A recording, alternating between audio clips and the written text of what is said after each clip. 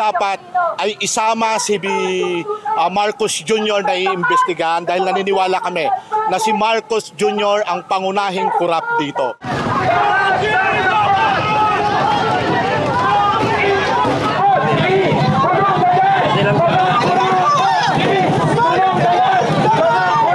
Kinalampag ng Health Alliance for Democracy at iba pang mga militanteng grupo maging mga biktima ng mga kalamidad ang Office of the Ombudsman ngayong araw.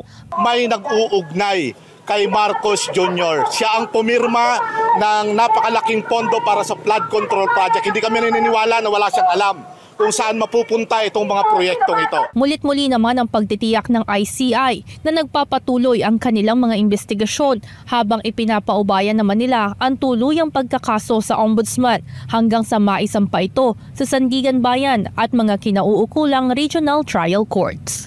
Ito po yung mga maaring responsable at maaring kasuhan, depende po sa investigasyon ng Ombudsman at sa makakalap pa nilang ebidensya sa tulong ng komisyon po.